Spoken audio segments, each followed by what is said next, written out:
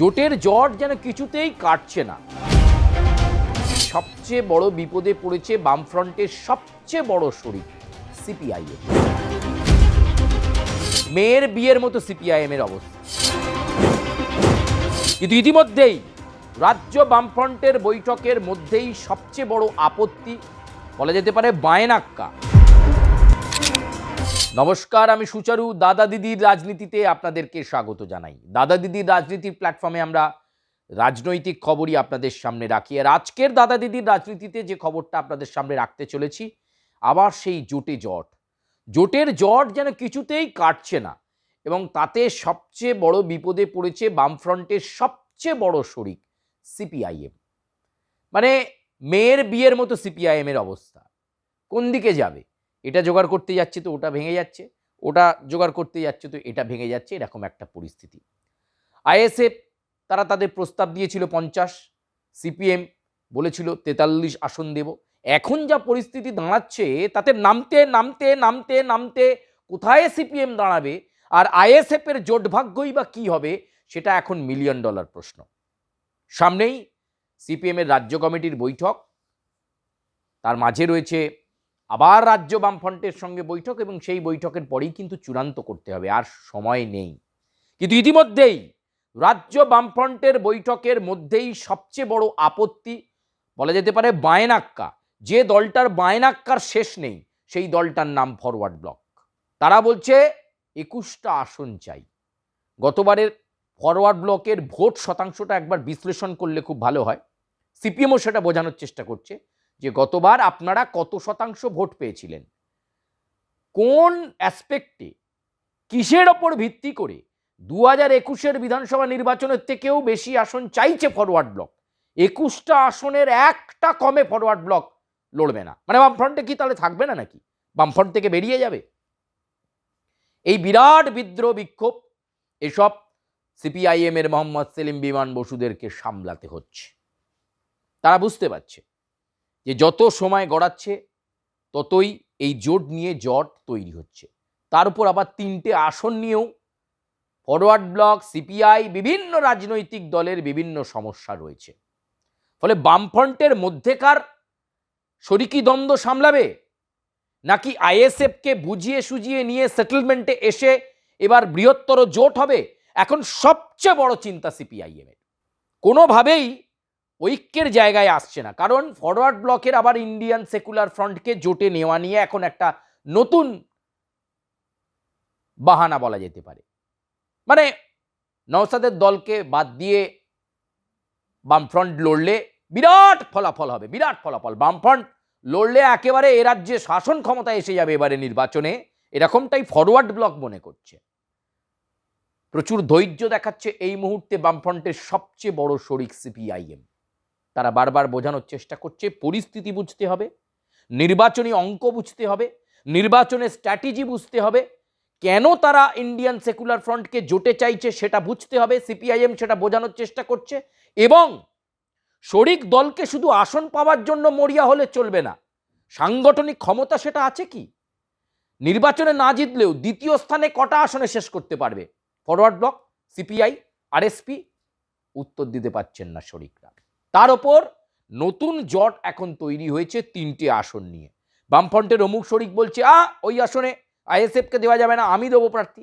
আরেক শরিক বলছে না না না না, আইএসএফকে দেওয়া যাবে না, ওই আসনে আমি প্রার্থী দেবো। আসলে প্রবলেমটা ইন্ডিয়ান সেকুলার ফ্রন্টে নেতা নওশাদ সিদ্দিকী এবং তার দলকে নিয়ে। তাহলে কি আইএসএফ ঝুলেই থাকবে? তাহলে কি আইএসএফ এর সঙ্গে জোট হচ্ছে না বামেদের? এরকম একটা কঠিন জায়গায়, কঠিন পরিস্থিতিতে চলে যাচ্ছে। গতবারে যে দলটা শূন্য থেকে শুরু করেছিল, 26টা আসন দেওয়া হয়েছিল, একটা বিধায়ক তারা পেয়েছে। স্বভাবতই এবারে তারা বেশি আসন দাবি করবে, কিন্তু সেখানে সিপিএম চাইছে যে 40 থেকে 43টা আসনে ইন্ডিয়ান সেকুলার ফ্রন্ট লড়াই করুক, কিন্তু ফরওয়ার্ড ব্লক বলছে জোটে নেওয়ার দরকার নেই, আর সিপিআই আর এসপি বলছে এত আসন দেব কেন। ভাবসাবটা এমন যেন অনেক এমএলএ সিপিআই এবং আরএসপির রয়েছে। ফলে এরকম একটা পরিস্থিতির মধ্যে সোনারপুর উত্তর, সোনারপুর দক্ষিণ এবং পাঁশকুড়া পশ্চিম, এই 3টে কেন্দ্রে ইন্ডিয়ান সেকুলার ফ্রন্ট বলছে যে তাদের সংগঠন ভালো, সোনারপুর উত্তর দক্ষিণ এবং পাঁশকুড়া পশ্চিমে তাদেরকে ছেড়ে দেওয়া হোক, তারা নিশ্চিত এখান থেকে ইন্ডিয়ান সেকুলার ফ্রন্টের প্রার্থীরা জয়লাভ করবে এবং তার সঙ্গে যদি বামফ্রন্টের সমর্থন থাকে, বামফ্রন্ট মনোনীত ইন্ডিয়ান সেকুলার ফ্রন্টের প্রার্থীরা তারা জয়লাভ করবে।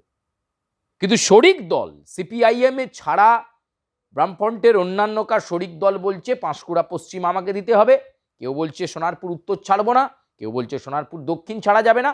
এরকম একটা জট এই মুহূর্তে বামফ্রন্টের অন্দরে তৈরি হয়েছে, কিছুতেই জোটের জট কাটছে না। ফলে জট কাটিয়ে সেই জট খুলে কতটা মোহাম্মদ সেলিম, বিমান বসু, সুজন চক্রবর্তীরা ইন্ডিয়ান সেকুলার ফ্রন্টকে স্পেস দেবেন এবং এই বৃহত্তর গণতান্ত্রিক ধর্মনিরপেক্ষ জোটে আর কাউকে সামিল করা যায় কি না অল্প স্বল্প আসন দিয়ে, সেই জায়গাটাও বোধহয় থাকছে না। মানে এমন ভাবসাব হচ্ছে শরিকদের বাকি সব আসন দিয়ে দিলেই হবে।